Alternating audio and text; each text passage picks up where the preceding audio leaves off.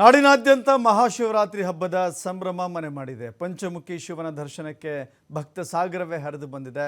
Palace ಗುಟ್ಟಹಳ್ಳಿಯಲ್ಲಿರುವಂತಹ Panchamukhi ಶಿವನ ದೇವಾಲಯ. ನಾವು ಪಂಚಮುಖಿ ಆಂಜನೇಯನ ದೇವಸ್ಥಾನವನ್ನು ನೋಡಿರ್ತೀವಿ, ಆದರೆ ಪಂಚಮುಖಿ ಶಿವನ ದೇವಾಲಯ ಬಹಳ ಕಮ್ಮಿ.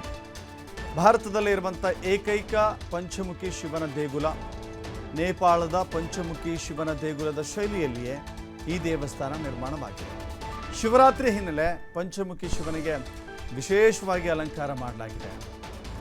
ಪಂಚಮುಖಿ ಆಂಜನೇಯನ ನೋಡಿರ್ತೀವಿ, ನಾವು ಗಣೇಶನ ನೋಡಿರ್ತೀವಿ, ಆದರೆ ಶಿವನ ದೇವಸ್ಥಾನಗಳು ವಿರಳ. ಅಂಥ ವಿರಳ ವಿಶೇಷ ದೇವಸ್ಥಾನ ಪ್ಯಾಲೇಸ್ ಗುಟ್ಟಹಳ್ಳಿಯಲ್ಲೇ ಇದೆ. ಈ ಗುಟ್ಟಹಳ್ಳಿಯಲ್ಲಿರುವಂಥ ದೇವಸ್ಥಾನಕ್ಕೆ ಬಹಳ ವಿಶೇಷವಾಗಿ ಅಲಂಕಾರ ಮಾಡಿದ್ದಾರೆ.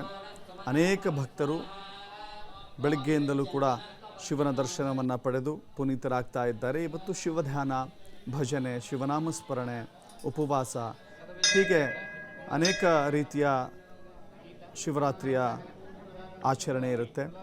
ಅಂಥ ಆಚರಣೆಯಲ್ಲಿ ಪಂಚಮುಖಿ ಶಿವನ ದೇಗುಲ ಬಹಳ ಭಕ್ತರಿಂದ ತುಂಬಿ ತುಳುಕ್ತಾ ಇದೆ.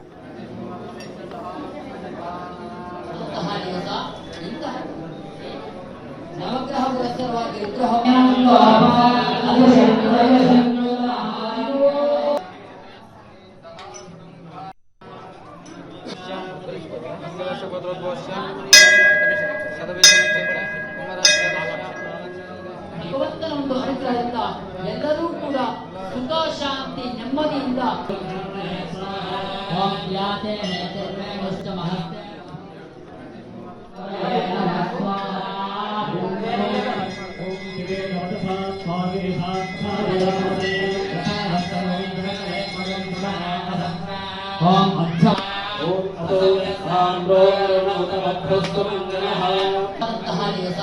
ಇಂತಹ ದಿವಸದಲ್ಲಿ ನವಗ್ರಹ ಪುರಸ್ಸರವಾಗಿ ರುದ್ರ ಹೋಮವನ್ನು ಮಾಡ್ತಾ ಇದ್ದೇವೆ. ಈಗಾಗಲೇ ನವಗ್ರಹ ಹೋಮ ಸಂಪೂರ್ಣವಾಗಿದೆ. ಎಲ್ಲರೂ ಕೂಡ ನಿಮ್ಮನೆಯಾಗಿ ಇವತ್ತಿನಿಂದ ಆ ಭಗವಂತನ ಸಂಪೂರ್ಣವಾದಂತಹ ಅನುಗ್ರಹ ಈ ಲೋಕಕ್ಕೆ, ಅದೇ ರೀತಿಯಲ್ಲೇ ಕೂಡ ಈ ನಮ್ಮ ಲೋಕವು ರಾಮರಾಜ್ಯದಂತೆ ಆ ಭಗವಂತನ ಒಂದು ಅನುಗ್ರಹದಿಂದ ಎಲ್ಲರೂ ಕೂಡ ಸುಖ ಶಾಂತಿ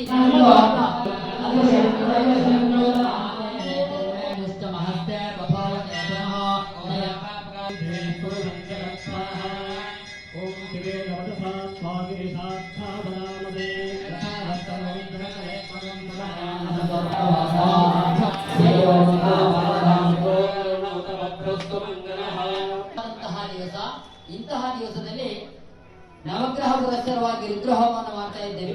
ಈಗಾಗಲೇ ನವಗ್ರಹ ಹೋಮ ಸಂಪೂರ್ಣವಾಗಿದೆ. ಎಲ್ಲರೂ ಕೂಡ ನಿಮ್ಮನೆಯಾಗಿ ಇವತ್ತಿನಿಂದ ಆ ಭಗವಂತನ ಸಂಪೂರ್ಣವಾದಂತಹ ಅನುಗ್ರಹ ಈ ಲೋಕಕ್ಕೆ, ಅದೇ ರೀತಿಯಲ್ಲೇ ಕೂಡ ಈ ನಮ್ಮ ಲೋಕವು ರಾಮರಾಜ್ಯದಂತೆ ಆ ಭಗವಂತನ ಒಂದು ಅನುಗ್ರಹದಿಂದ ಎಲ್ಲರೂ ಕೂಡ ಸುಖ ಶಾಂತಿ ನೆಮ್ಮದಿಯಿಂದ